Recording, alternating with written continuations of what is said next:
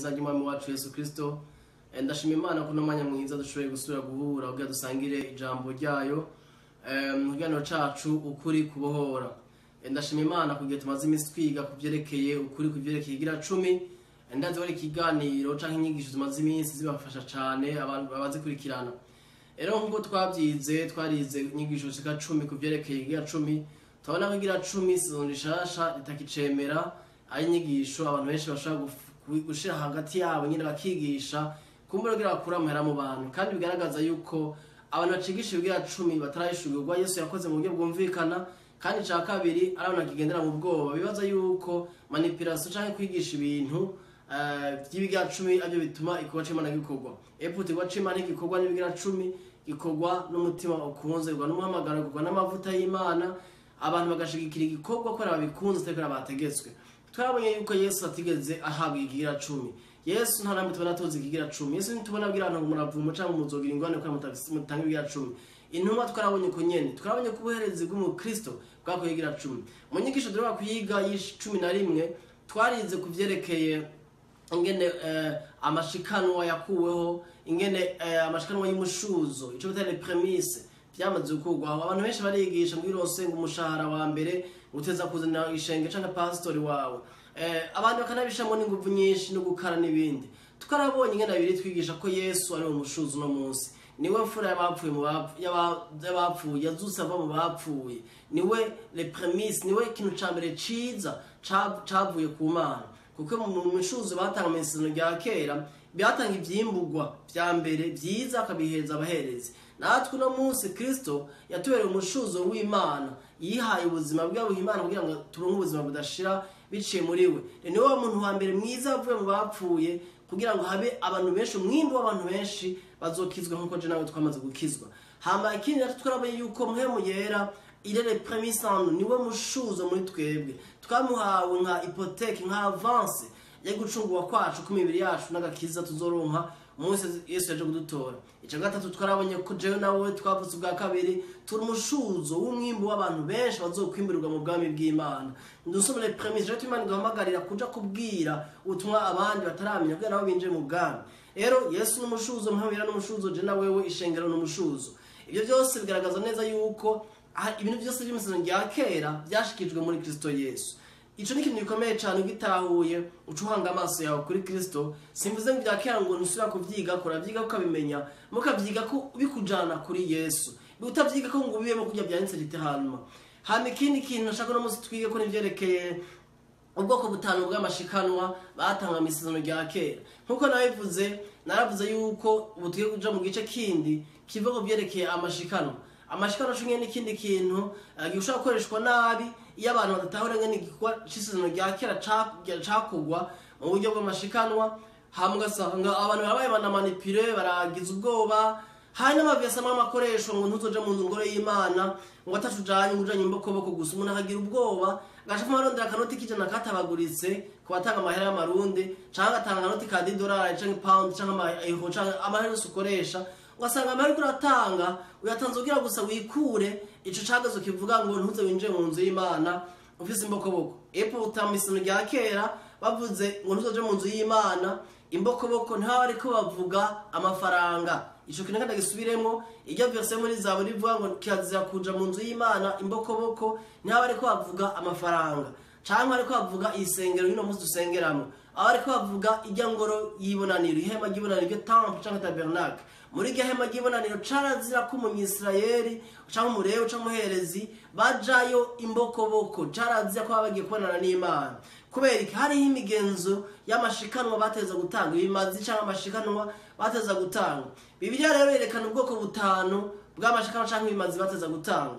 Ubwoko bwa mbere no ubwoko bita ishikanwa canke ikimazi cyo koswa ico bita mu Congereza burnt offering cari kimazi baturira. Ico kimazi rero bateza kugitanga kitagera agasembwa mu byo batanga mukurike mushaka kubisoma sinda gusoma ibintu 40 ko ni myinshi cyane mwaje mu gitabo c'Abalewi igice ca mbere Levitique chapitre ya mbere yose ivuga kwico kimazi canke shikano. Ico kimazi rero mu gitanga baragitanga hanyuma umuherezi ugiye ku 90 no 10 akagifata bakakibaga ngo bakakijanjagura bagaca bagifata bagishira ku muriro waba uri muri tabernacle mu ihema ry'ibonaniro bakagiturira ngo ico kimazi ngo wari umubavu ngo umotera Imana neza, yari umubavu umotera neza Imana, ari nka parfum imotera Imana neza. Iyo bituriye rero kubera Imana yaba mu ihema ry'ibonaniro, isanduku y'Imana, presence y'Imana yaba mu ihema, uno musi Imana ikiba mu ihema, Imana iba muri wewe. Jewe nawe turi ihema ry'ibonaniro ry'Imana kuko mu Imana aba muri twebwe. Rero ico gihe agituriye umubavu wawe waramutanezwa duga imbere y'Imana, mu presence y'Imana hera, hama hakagaragara ubwiza bw'Imana n'icubahiro c'Imana. Rero iryo shikanwa baritanga cyane cyane kugira ngo bagaragaze ukwiyegurira Imana, kwishikanira Imana. Hama ikindi mu byo batanga inka, imasa, bagatanga impene, bagatanga intama, bagatanga n'amapigeon canke inyoni, ngo intunguru bafise ubwoko bw'inyoni batanga butandukanye. Ivyo maze babitanga kugira ngo bemerwe, pour être accepted, to be accepted by God. Kubera iki baba bafise ubuzima babayemo butari bwiza bwo kurenga mu mategeko n'ibindi. Rero kugira bemerwe batanga ico kimazi cy'ukoswa kugira ngo Imana niyumva iyo parfum nagitanze amote. Kandi ico kimazi kugira umuntu yemerwe imbere y'Imana yafata ibiganza vyiwe akaberambika kuri ya mpene. Ku murongo wa 4 ndibaza ko bavuga mu gice ca mbere muri Levitique, akaramba kwibiganza kuri iyo mpene yazanye canke iyo ntama canke iyo nyoni canke ico kintu, abakene nibo batanga inuma n'inyoni. Hama akaramba kwibiganza, bambise kwibiganza, ibyaha vyiwe byaca bija kuri ya mpene, hanyuma bigaca bigenda bakabiturira, bakanamuturira, bakabiturira ibikoko. Abamaze kubiturira uwo yaca yitwa uwemewe imbere y'Imana, ko ico kimazi kimaze guturirwa cyamusohora umwotsi ugasohoka nk'ubumote bwiza imbere y'Imana. Ibyo rero barabitanga kugira ngo Imana ibemere, kandi bataza gutanga ikintu kitagira defu, kitavunitse, kitagwaye, kandi kikiri gitonya mu myaka idashaje. Ubwoko bwa kabiri ico shikanwa mu gihe bayita Ola, ni OLAH ko ariko barandika kumbure. Ubwoko bwa kabiri bw'ishikanwa bateza gutanga ni shikanwa gifu, ico bita grain offering, ni shikanwa gifu. Mu gihe shikanwa gifu ugiye mu gice ca kabiri uraza kubisoma mu gice barewe nyene, barerekana cyane ubwoko butandukanye bw'amashikanwa bateza gutanga, harimo bw'imikate, harimo aya mafu, harimo ibintu bitandukanye bateza gukora, kandi ati nyene barabiturira. Iyo fu arasi ku muhereze yateza kubikora, hanyuma agafata nk'ifu akayishira mu kiganza agasuka ku muriro bigashoma. Byari ibintu byinshi ntashaka ko twojamo mu buryo burebure, ako nashaka ko mubimenya mubone ubwoko butandukanye bw'amashikanwa atanga mu isezerano rya kera, bica tugura amaso mu Nouveau Testament dukwiye gutanga. Rero bateza gutanga iyo shikanwa kugira ngo biyegurire Imana. Ica kabiri ko kugira ngo bashime Imana kuri provision yayo, ingene Imana igira neza yo mukate hano gufungura. Entre ivyo bintu bigaragaza umubiri wa Kristo. Ibyo by'umukate batanga bifu byagaragaza umubiri wa Kristo watanze, kandi ntiwa uri mu revire, bisigura ko revire igaragaza icaha canke ububi. Ndivyo byose bateza kubikora kugira ngo bishikanire Imana. Ica kabiri kugira ngo Imana bayishimire kwitanga provision, ibahe ivyo bafungura, ibitwararika. Ica gatatu kugira ngo bashobore guhura hamwe banezerererwe kugira neza ko Imana nk'igihugu cose, cyane cyane kuvyerekeye provision. Iryo ni shikanwa rya kabiri niryo yita mu Giheburayo Minsha, ni MENCHAH, Minsha mu Giheburayo. Iyo ni bwo bugira kabiri bw'ishikanwa batanga. Ubwa mbere ni kimazi cyo koswa canke cy'impongano, ubwa kabiri ni kimazi ni shikanwa gifu, habamo n'imikate n'ibindi byo gusoma igice cyose mu bintu byinshi ntoja mu detail. Ubwa gatatu yari ishikanwa canke kimazi c'amahoro hamwe n'ikimazi c'ishimwe, byari bifatanye. Aho ni mu gice ca gatatu ugiye gusoma n'igice c'indwi cyane cyane. Igice c'indwi c'abarewe n'ica gatatu barayivugamo. Ikimazi c'amahoro, ico bita peace offering na thanksgiving offering mu buryo bw'icongereza. Byari bimazi bateza gutanga mu buryo bwo gushimira Imana. Ubwa mbere bari c'amahoro kuko abantu baragisangirira hamwe, barahura hamwe, bagahurira hamwe abantu bose kugira ngo bagisangirire hamwe, kandi bigaragaza yuko umuntu yipfuza mugenzi we gutunga. Urumva bahuye bagasangira, nta warabundi ngena ameze n'ingana, bose barahura bagasangira kugira ngo bagaragaze amahoro ari hagati y'abantu, nagatumira umubanyi n'undi, hama bagasangira bagafungura kugira bigaragaze yuko umuntu yipfuza prosperity mugenzi wewe. Hama ikindi naco cari bateza kurizunguriza ngo imbere y'Imana. Hari ukuntu umuherezi yabikora mbere yuko bayitanga, bakabizunguriza hama bakabitanga bagashika imbere y'Imana. Yari amaprocedure maremare ateza gucamwo mugabo agaragaza yuko umuntu ashaka kubana n'Imana mu mahoro kandi ashima Imana yuko yamuhaye abantu babana kugira ngo basangire ibyo bintu mu mahoro. Hakaba n'ikimazingo c'ishimwe batanga. Iryo nishikana gishimwe ryo gushimira Imana kwimara mugiriye yari offrande volontaire. Nta tegeko ryateza kumubako ryashikana umuntu atanga bivuye ku mutima abirongowemwo atari kwera umuntu yenze kumutera ubwoba atari kwera amateka yamubwiye ngo utabitanzuza ubwoba nta nitego ryabikurikirana mugihe Imana yabishizeho kugira ngo abantu bashaka guha Imana ivyo yabahaye hanyuma bayishimire bashaka kubitanga. Ivyo rero iryo shikanwa iyo abitanze yateza gutanga ibintu bimeze neza ntiyatanga ibintu bimeze nabi kandi yateza kubitanga nkuko nabivuze nk'ikimazi cyo gushimira Imana. Yari shikanwa ry'amahoro hamemta gishimwe. Ndamaze kumva abantu bahinduye izina abantu batandukanye bacava ngo bigira 10 ngo no munsi unimaze gishimwe uko sukuri iyo ni titre babiye kugira ngo bahindure izina ariko sukuri kwa Bibiliya kukimaze gishimwe carisa ikiya 10 carisa ni ibintu bibiri bitandukanye cyane. Rero ikiya 10 cyategerezwa gutangwa utagitanzwe bafise imivumo n'ingorane zakubako ariko ikibazo cy'ishimwe nta mivumo yari kihari yari nka signe de reconnaissance yo gushimira Imana guti Imana ndagushimira yuko wamezagiye kananje ntangiye ikintu mu gushimira kandi babiha Imana ko barasuye abirya baca babiha abahereza abahezi no baza kwifungura mu nyuma bimwe cyese ibyo baza gusangirira hamwe. Rero ibyo bintu byo batanga imasa inka impene canke inyana y'inka kandi byo nyene byatezo ko bitagira defo sans defo bitagira gasemwa nko birayi kirundi. Rero ko rugira abantu babisangirira hamwe ko navuze haba bashimira Imana ko yabagiriye neza. Mwibuke cyo n'ikimazi c'amahoro cyo bita peace offering mu gihe burani shalom niho hacabamo n'amajambo yazi za shalom n'ibindi. Ivyo n'ibimana ikimazi ca gatatu batanga ikimazi c'amahoro hamwe n'ishikanwa gishimwe ryo gushimira Imana riri volontaire. Ica kane ni ikimazi c'icaha cyo bita sin offering.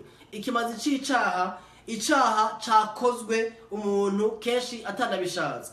Rero muco kimazi mu gitanga batanga ibikoko ko twabivuze bagatanga impene intama canke inka kenshi na kenshi n'inyoni zimwe rimwe na rimwe mu gice c'abarewe igice ca kane no musho gusanga ubwo bwoko bwishikanwa canke bw'ikimazi. Ivyo rero mu kubitanga byari ibintu biteye bikomeye cyane. Ico kimazi c'icaha nta muntu numwe atatereza kubitanga bose bateza kubitanga kubera ku munsi barafise ukuntu babaho barafise ukuntu babayeho by'ivyaha. Rero ikimazi c'icaha umuherezi yatanga ikimazi ciwe ubwiwe umuherezi mwibuke no yahuza Imana n'abantu yatanga ikimazi ciwe ubwiwe hanyuma umuntu w'umunyagihugu nawe agatanga ikimazi ciwe ubwiwe hama bagatanga ikimazi c'abakuru kuko barafise abarongozi muri societe mu gihugu ca Israel nabo nyine bagatanga ikimazi cabo hanyuma bagatanga n'ikimazi c'igihugu cyose ca Israel. Urumva ico kimazi c'icaha cyari ikimazi gikomeye cyane kandi yaharwa nk'ishikanwa bashikaniye Imana umuhereza akabaje imbere akabitanga hanyuma ico kimazi cyari cyo kwihumanura ububi bw'icaha umuntu asanzwe afise mu gice kandi c'abarewe muze kwasoma. Igice ca gatanu acaho umurongo wundi shaka tuvuga ko nivyerekeye ubwoko bw'ishikanwa rya gatanu. Ubwoko bw'ishikanwa nico bita ikimazi c'impongano. Ikimazi c'impongano cyangwa guilt offering. Ngira benshi muramaze kumva impongano icari cyo mu bantu mwakuze mutaravuga bwa kabiri kumbure canke ahantu musengera amashengero gitanga impongano cari nk'ikimazi cyo kuriha ideni cari ikimazi cyo kuriha ideni. Ikimazi c'impongano kenshi bagitanga ubwa mbere kugira ngo bikureho culpability cari kinenga ya offrande kwikuraho culpability iyo umuntu afise ideni canke yakoze ikintu kibi canke yakoze icaha atanabizi harigihe umuntu akora ibintu bibi mu mutima gumva culpability bimubwira yuko conscience imubwira yuko yakoze ikintu kibi canke afite ideni mugenzi wiwe hari ishikano yatanga ryo kuriha iryo deni. Kenshi abantu mugiye muri Bibiliya mu nyigisho barerekana yuko iyo umuntu afitiye ideni umuntu ashaka kuriha yatanga iryo shikanwa agaca afata 20% y'ideni yarishe uwo muntu mugenzi we akaca ariha umuherezi. Umva hari ibiharuro byinshi bakoresha yari nka system economique yiwabo kugira ngo ubuzima bubane neza hamwe na justice kugira ngo ntagire uburenganya ubundi. Rero iyo shikanwa baritanga kugira ngo umuntu yihumanure yikuremo culpability yikuremo condamnation amajwi mwagiriza amuve bamaze kubikora yabatunganije n'Imana agatunganya n'umuntu bafitanye ikibazo cyangwa bafitanye amadeni hanyuma n'umuherezi akamuhezagira hanyuma naca yitahira ameze neza. iyo yari impongano bari nko kuriha amadeni. Ibyo byose rero nkuko turabona n'ubwoko bushika butanu bw'amashikanwa bugaragara mu isano rya kera mu gitabo c'abarewe. Usomye igitabo c'abarewe mu mashapitre ya mbere urabibona. Sinashatse kuja mu madetail ko n'ibintu byinshi tuzoheza, ariko nashaka turabe none aya mashikanwa yose uno munsi umukristo arakwiye kuyatanga. Mbega turayatanga? Turakwiye kuyatanga? Mbega Bibiliya Nouveau Testament ntavyo yigisha. Oya, iyo vyakora abantu bari munsi y'isezerano rya kera ry'amategeko yari systeme y'igihugu ca Israel. Ibyo Israel yabamwo ntitubamwo byose literalma. Hari ibyo tukibamwo nko kubaha Imana, kutabesha, kutiba, biga byaha byose biritubuza. Ivyonye byarabandanije biragaragara mu buzima bw'uno munsi bwa misi yose. Nkemu yera ntazigira kurongora, kubesha no kwiba ngo niko batakiri munsi y'amategeko. Ariko nkemu yera zo kurongora kugororoka, kuko aya mategeko 10 cari igitutu c'ugororoka Imana izoduha muri Kristo Yesu, kandi duhamurira kugenderamo.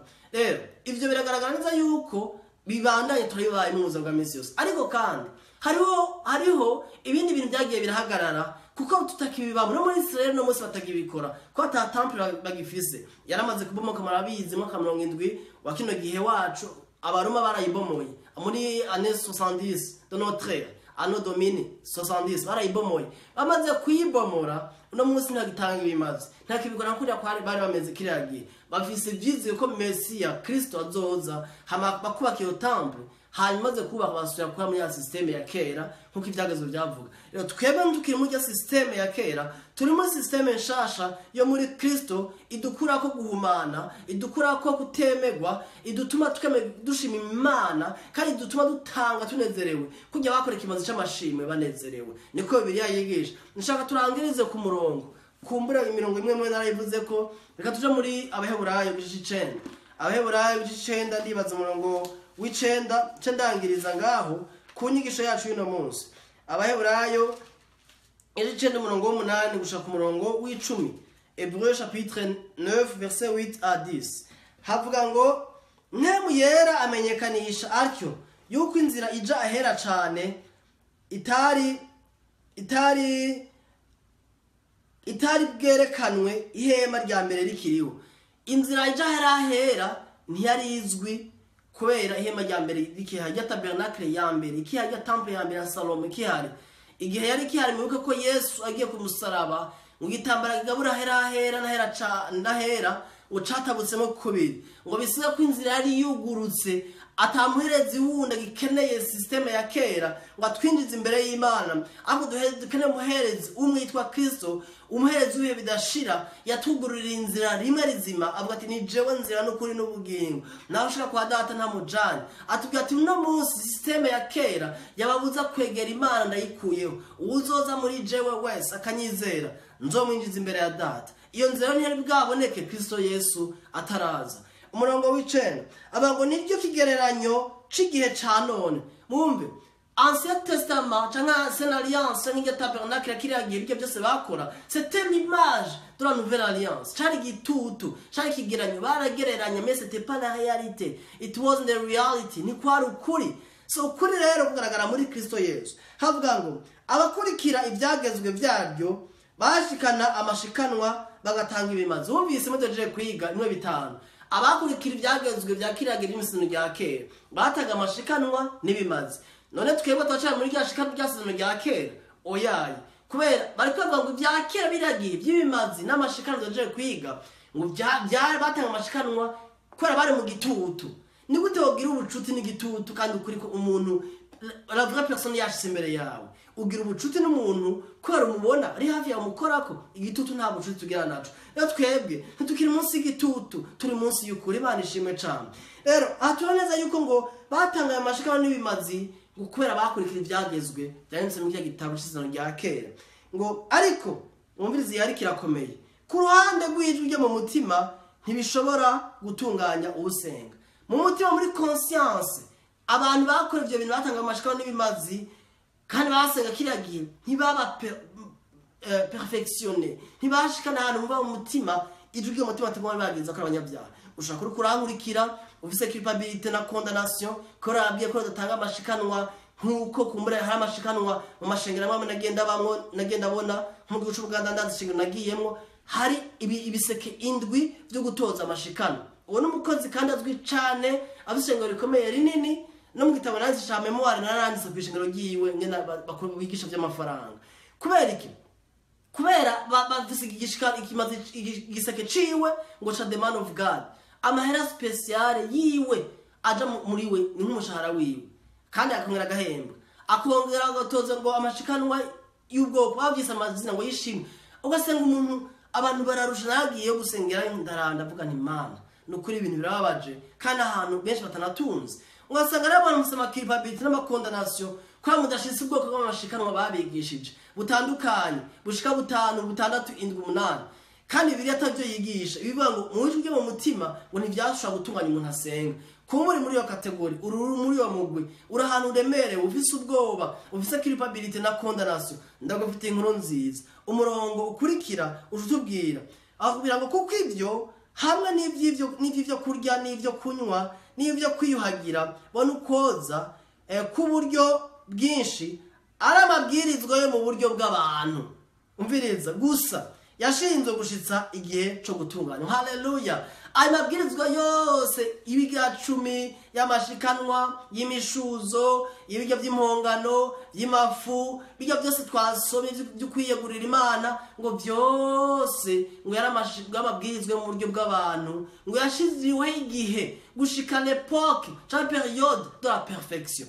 iyo periode yo gutungana niyo twebwe turimo kuko Yesu yaje kugaragaza gushitsa gutungana hari abantu mukunda kugira ikibazo ngo Yesu yaje gukora ibyagezwe ngo yaje kubishitsa mbega yaje kubishitsa bisigurike accomplir bisigura yuko ni ikintu cyari kibuze ntibisubira ngo yaje ngo ni pour continuer la loi. He didn't come to make us continue to live in the law of Moses. No, he came to make us live according to his perfection. We are tuba mu bugororotsi bwiwe tuba mu bugororotsi bwiwe Yesu yaje gushitsa ibyagezwe byo byasaba ni pour accomplir kugira ngo ibyari bibuze ikintu cyari kibuze cyo kugororoka no gutungana Yesu agishitsa bigenderemo byose hamatanga umubiri wiwe nk'ikimazi rimwe rizima hatubwira ngo iki amabwirizwa yo mu buryo bw'abantu gusa yashizwe gushitsa gihe cyo gutungana ariko Kristo mu wa 11 ariko Kristo amaze kuza umuherezi mukuru w'ivyiza bizoza aca mwihema rirusha ryarindi kuba igira ihambaye niritunganye gose litakozwe n'intoke risobanurwa ngo litari iryo mu byaremwe by'ubu kandi amaraso y'impene canka y'amashuri si yamushikanya hera cane ariko yashikanywe nayiwe maraso rimwe gusa rimwe une fois pour toutes yironkeye ugucungura ibihe bidashira muvuge muti amen bene data umviriza Kristo yatanze ikimazi rimwe rizima ico kimazi cha Kristo caje gushitsa bya byose batambise no rya kera rero ngo byatanzwe gushika muri epoque yagenywe yo gutunganya ico gihe njo turimo rero murongo 10 ngo ariko Kristo nka contraste cyangwa kunyura n'ibyavuzwe hejuru ibyavuzwe byaratanzwe n'ivyo misano rya kera una munsi misano rya Kristo uko nouvelle alliance ni ya Kristo ngo Kristo yamaze kubikora une fois pour toutes kugira ngo abantu begera Imana bayegera atabwoba begera Imana atakondana tuma baro mu 8 murongo avuga ngo nuko rero nta rubanza rukirikora muri Kristo nyapo de condamnation rero ivyereke amashikanwa una munsi kwa turi muri Kristo ntitugitanga nkuko misano rya kera babikora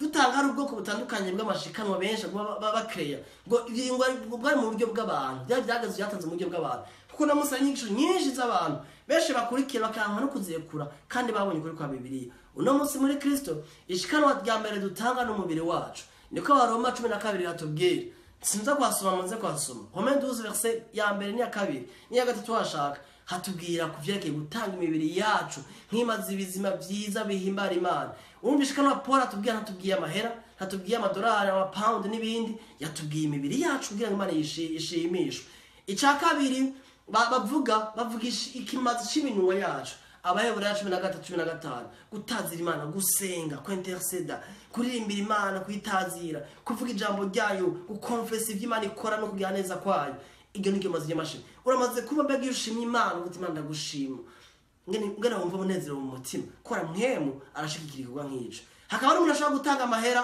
akava yababaye mu mutima sindiko nabuza gutanga amahera mugabo bikore munezerewe mwisana utahure ko ibyawe byose ari iby'Imana hanyuma utanga umubiri wawe n'ikimana guhamagarira ibisigaye byose by'amahera n'ibindi ubikora kuri ataho yicuri gutaho ico yose yagukoreye. Bene data, mutahora isezerano rya kera rishitswa muri Kristo. Ntibisubira ngo isezerano rya kera ribandaniriza muri Kristo. Abaroma igice umurongo akavuga ngo Christ est la fin de la loi. Ni kwitubwiye Christ is the end of the law. Ngo niwe ivyagezwe bihereramwo biakompre muri Kristo. Oh, ico mishengero mugatahura. Cha tugatahura ibyo Yesu yakoze. Ni umutima wanje tubone ko ndigise inyigisho rero Imana ibafashe muhishuruga amabanga. Ayo mashikaro ko ari atanu n'abisano rya kera agaragara muri Kristo. Kristo Yesu iyo muravye ibintu byose biroroha, ibintu byose biraryoha. Simvuze ngo nzonigana n'ukugororoka, nzonigana n'ibindi bitandukanye, ariko umutima wumvunezerewe uraruhuka. Ndagenda kubwira ubutumwa bwiza Yesu yaje kukuruhura. Ahubwo amagara ngo ndakuruhura urushaka nduremerewe. Wowe ruhishijwe n'idini, wowe ruhishijwe n'abantu bakwigisha ibintu bitari byo, wowe ruhishijwe na culpabilité na condamnation, wowe ruhishijwe n'icyaha cyane n'ibyaha no kutizera, wowe ruhishijwe n'ikintu cyose Shetani yaguteye. Yesu araguhamagara ngo ingo imbere yanje ndiyoroheje, umutwaro wanje nturemereye. Ariko no musa baturemeka imitwaro remereye abantu bamwe bamwe, kandi mukabemera mukabakurikira mukabaha ibyanyu, bakabahenda ngo muzane amafaranga ngo Imana ngo ngizobahezagira, ngo nubwo bw'amashikana ngo Imana ngo icehezagira. Bamwe akazana amavesi twasumye mu barewe twabonye akareba babahendesha. Muguruka amaso mugendere mukuri, mwibuke muzomenya ukuri kandi kuzobaha kwidegembye. Hosea 4:6 ngo abantu bandi bashobora no kutamenya. Benshi tugarukira kuri yokote ngo mon peuple périt par manque de connaissance. Naho tugarukira ariko iyo Hosea 4:6 ngo mon peuple périt par manque de connaissance parce qu'ils ont rejeté la connaissance, because they have rejected knowledge. Kubera banse kwakira ukumenya. N'abantu bangana gute mwakumviza izinyigisho, mwanka kuvyemera kubera mwa kubohoka, kubera idini riraboha umuntu akumva umenye ibyo arimo nuko kukuri. Ariko Imana ibatugire neza, mugende inyigisho muzihe bene data muzifashisha abantu benshi. Tuzobananya ku nyigisho zindi turabe rero ubu tugira twinjira mu kindi gice kindi.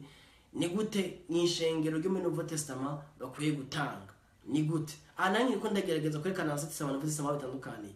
Cha twinjire ngo na Paul avuga muri 2 Corinthiens chapitre 9 no tuzokwiga na witi tuzotanga ko naho mbega Paul yigisha gute dukire gutanga. Muzosanga uko tuvyigishwa cyangwa tubyizera binyuranye nuko birivuga, kandi twubaha iki gitabo tucubaye bene data, iki ca Bibiliya tucubahe. Ibyo wiga byose navyo nabona binyuranye n'ibyo kumbure wemera cyangwa wiza cyangwa wabwiyo cyangwa wigishwa cyangwa wigisha wewe wigishije mu Imana, cyane cyane mwebwe mwigisha ubuntu bw'Imana. Zitundaze kuno munsi hari movement cyangwa mu Rwanda benshi kwaraguruka bigisha ubuntu mu Burundi n'ahandi, ucigisha ibigira 10 ukimanipira abantu batera ubwoba, urashaka ko batera imivumo misino rya kera, uracababoha ubashira mu buja kandi yiseje kubabohora. Ugende ubihindure, wizigira Imana izokubeshaho, ukoresha amaboko yawe n'ubwenge bwawe, Imana iraguhezagije mu buryo butangaje. So munezerwe mugubwe neza, weekend nziza niza zosubira mu kigo ikurikira, ubuntu bw'Imana bubane namwe muri byose. Mwanezegiwe, amen.